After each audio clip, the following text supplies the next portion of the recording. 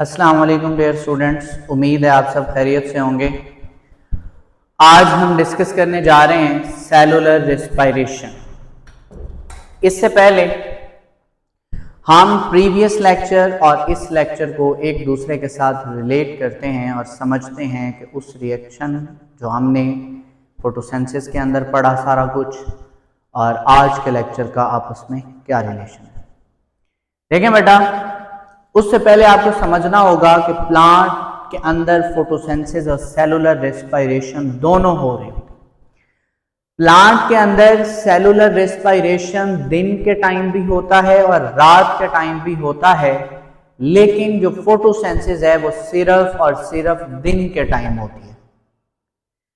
Animals के अंदर photosynthesis नहीं होती, बल्कि सिर्फ और सिर्फ सेलुलर रेस्पिरेशन होती है जो हर टाइम चल रही है, जो रुकती नहीं है। ये बात हमें पता चली। अब फोटोसिंथेसिस के अंदर हमने अपना बाई प्रोडक्ट ग्लूकोज बनाया था। प्लांट अपनी ग्रोथ के अंदर जितनी भी एनर्जी यूज करना चाहता है वो ग्लूकोज को यूज करेगा। जो रिमेनिंग अमाउंट होगी ग्लूकोज की वो उसे सक्रोज के अंदर कन्वर्ट करके प्लांट अपने बॉडी पार्ट्स के अंदर स्टोर कर देगा। जिस तरह हम वेजिटेबल्स या प्लांट से कोई भी चीज लेके कंज्यूम करते हैं तो उसके अंदर प्लांट की फूड जो है वो स्टोर होती है। हम जैसे ही वो फूड खाएंगे तो हमारी बॉडी के अंदर वो फूड डाइजेस्ट होगी, सेलुलर रेस्पिरेशन के प्रोसेस से गुजरेगी और हमारी बॉडी को एटीपी देगी जो हम डिफरेंट एक्टिविटीज के अंदर यूज करेंगे। तो देखें बेटा, हमने बात की कि प्लांट की बॉडी के अंदर दिन के टाइम फोटोसिंथेसिस और सेलुलर रेस्पिरेशन दोनों हो रहे होते हैं, लेकिन रात के वक्त सिर्फ और सिर्फ सेलुलर रेस्पिरेशन होता है। एनिमल की बॉडी के अंदर सिर्फ और सिर्फ सेलुलर रेस्पिरेशन जो कि नहीं रुकता वो हो रहा होता है। ग्लूकोज जो प्लांट की बॉडी में बना था वो हम कंज्यूम करते हैं, उसे एटीपी में कन्वर्ट करते हैं, क्योंकि एनिमल के लिए एटीपी एक रेडी सोर्स है। हर तरह की एक्टिविटी को परफॉर्म करने के लिए, एनर्जी की रिक्वायरमेंट के लिए हम एटीपी को यूज करते हैं। ये तो हमारा प्रीवियस लेक्चर था। हमने प्लांट से फूड ली, अब हमने उस फूड को कंज्यूम करना है। उससे पहले हमें ये एक एमसीक्यूज के तौर पर डिस्कस करना होगा कि फोटोसिंथेसिस जिस तरह क्लोरोप्लास्ट के अंदर हो रही थी तो सेलुलर रेस्पिरेशन किसके अंदर होती है।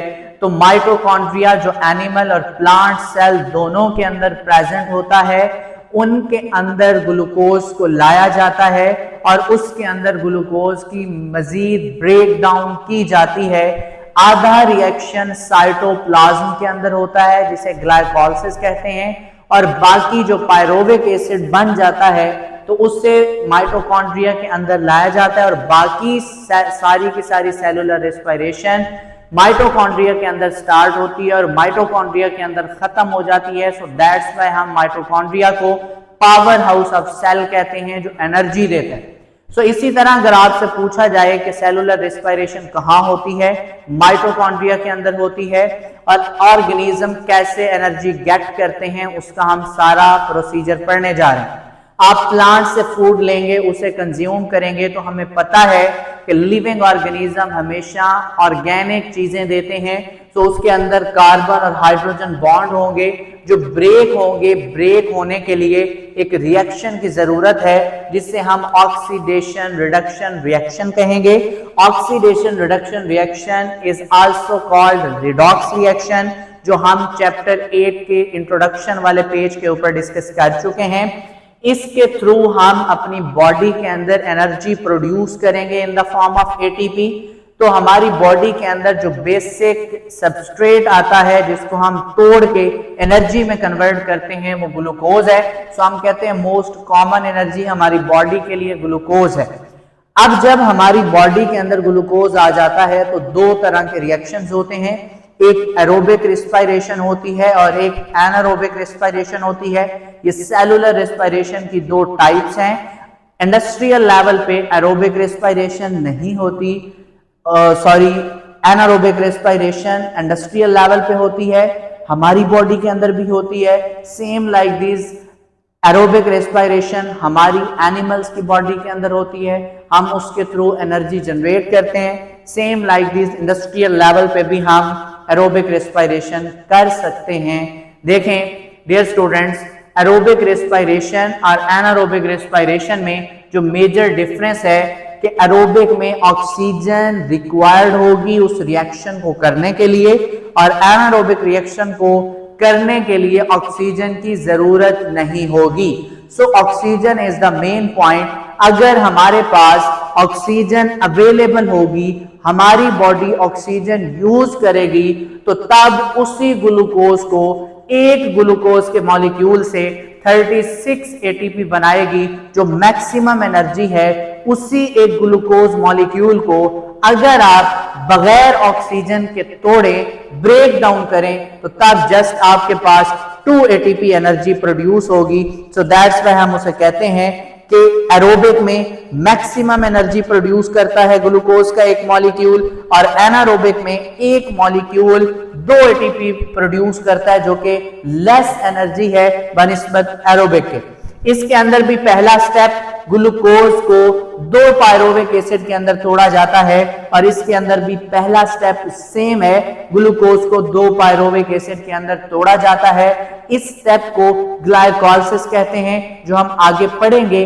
और इस स्टेप के लिए यानी ग्लूकोज को पायरोविक एसिड में तोड़ते टाइम हमें ऑक्सीजन की बिल्कुल जरूरत नहीं होती। ग्लूकोज जब पायरोविक एसिड में टूट जाता है, उससे आगे वो मूव कर जाता है माइटोकॉन्ड्रिया के अंदर, तब हमें ऑक्सीजन की जरूरत होती है। सो एरोबिक में तो ऑक्सीजन होगी, जब ऑक्सीजन होगी तो वो कंप्लीटली ऑक्सीडाइज हो जाएगा, और जब वो कंप्लीटली ऑक्सीडाइज होगा एटीपी देगा, और जितने भी कार्बन होंगे वो CO2 की फॉर्म में आउटसाइड द बॉडी या आउटसाइड द सेल रिलीज होंगे, और वो हमारी बॉडी से बाहर चले जाएंगे।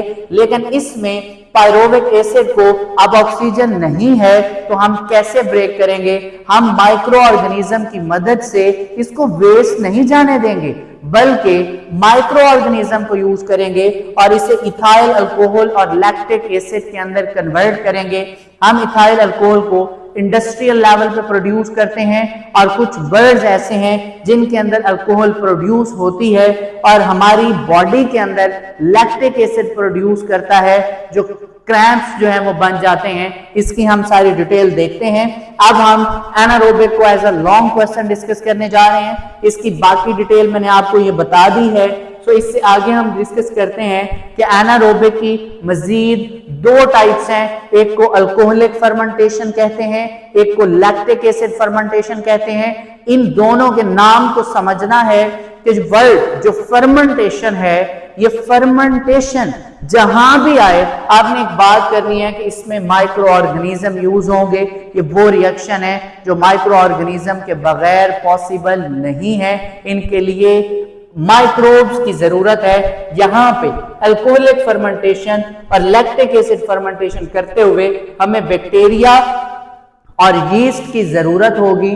ये 2 माइक्रो ऑर्गेनिज्म आएंगे, इनमें से कोई एक ले लें, वो इस ग्लूकोज को पायरोविक एसिड में जो ऑलरेडी टूट चुका होगा, 2 पायरोविक एसिड के मॉलिक्यूल प्रोड्यूस हुए हैं। मैंने यहाँ पे 2 कॉमन लिख लिया है। मैंने नंबर ऑफ कार्बन, हाइड्रोजन और ऑक्सीजन गिनने के लिए आपको समझाया है कि यहाँ पे 12 ऑक्सीजन है, ये हाइड्रोजन है, यहाँ पे 4 + 4 8, वो 4 कहाँ गए? वो 4 रिलीज हो गए, जो अब आगे वाले रिएक्शन के अंदर ऐड हो गए। सो सेम लाइक दिस, यहाँ पे 6 कार्बन है, 8 हाइड्रोजन है और 6 आपके पास ऑक्सीजन है। ये 4 हाइड्रोजन 2 इसके अंदर ऐड होंगे, 2 इस ऑक्सीजन के साथ मिल जाएंगे और इथाइल अल्कोहल बनेगा C2H5OH।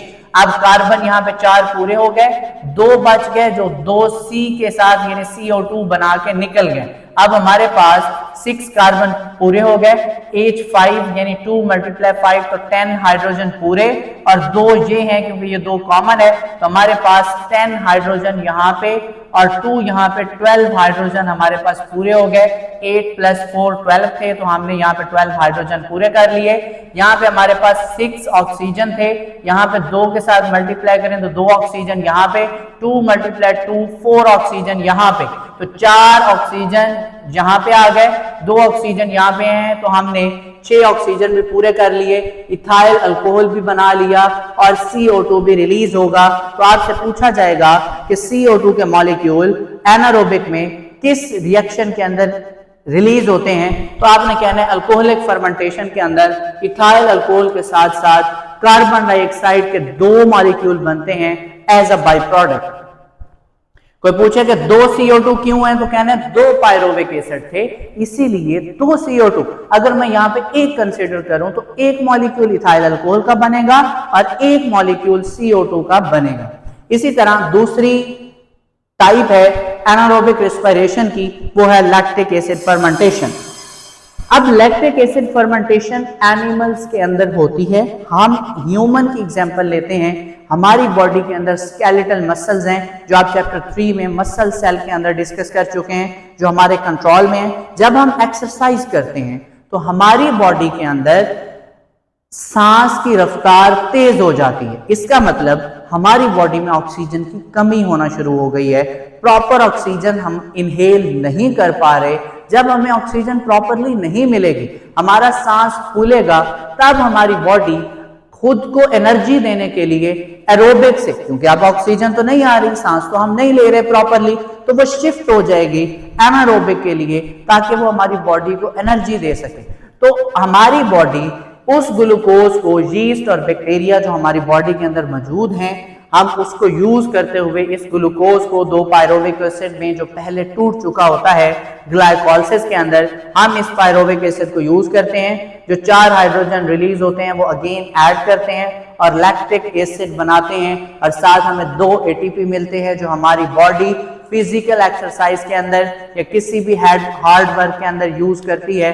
तो जब ये लैक्टिक एसिड बन जाता है, हमारे मसल्स में स्टोर होता है, हमारे मसल्स में अकमुलेट होता है। तो जैसे ही अकमुलेट होगा तो हमारी बॉडी के अंदर, मसल्स के अंदर क्रैम्प्स पड़ना शुरू हो जाएंगे, जो हमें टायर्ड वाली कंडीशन में लाएंगे, जिसे हम कहते हैं उर्दू के अंदर खलियां पड़ जाना। ये लैक्टिक एसिड की डेपोजिशन की वजह से होते हैं, क्योंकि हमारी बॉडी कम ऑक्सीजन में शिफ्ट हो जाती है एनारोबिकली और वो हमें एनर्जी देने के लिए ये वाला प्रोसीजर करती है ताकि हमें एक्टिविटीज के लिए एनर्जी मिलती रहे। इंपॉर्टेंस क्या है फर्मेंटेशन की? वो कहते हैं जब इस अर्थ पे ऑक्सीजन इस्तेमाल करने वाले ऑर्गेनिज्म नहीं थे और तब ऑक्सीजन भी नहीं थी, तो उस टाइम जितने भी ऑर्गेनिज्म थे वो अपनी एनर्जी तो बनाते थे, लेकिन वो कैसे बनाते थे? वो एनारोबिकली बनाते थे, उसके लिए ऑक्सीजन रिक्वायर्ड ही नहीं है, तो वो 2 ATP बना के एक ग्लूकोज के मॉलिक्यूल से यूज करते थे। उसके बाद है बैक्टीरिया, यानी जो भी वो चीज कंज्यूम करते थे उस टाइम ज्यादातर माइक्रो ऑर्गेनिज्म ही थे, तो बड़ा ऑर्गेनिज्म नहीं था। बैक्टीरिया चीज और योगर्ट बनाने के लिए यूज होते हैं, यीस्ट, ब्रीविंग और बेकिंग इंडस्ट्रीज के अंदर यूज होते हैं। फंजाई जिसे फंगस कहते हैं, सोया सॉस, रोजमर्रा जिंदगी की चीजें हैं जो हम घर के अंदर फर्मेंटेशन के थ्रू बनाते हैं। तो ये importance of fermentation, anaerobic respiration, ये सारा आपने याद करना है। थर्सडे को आपका फोटोसेंसिस वाला लॉन्ग क्वेश्चन जिसके अंदर लाइट एंड डार्क इंक्लूडेड हैं। इसी तरह रोल ऑफ क्लोरोफिल जो कि इंपॉर्टेंट लॉन्ग क्वेश्चन है, वो भी एरोबिक की कुछ डिटेल जो हमने एज अ शॉर्ट क्वेश्चन की, उसका बाकी लॉन्ग क्वेश्चन हम फर्दर पढ़ेंगे।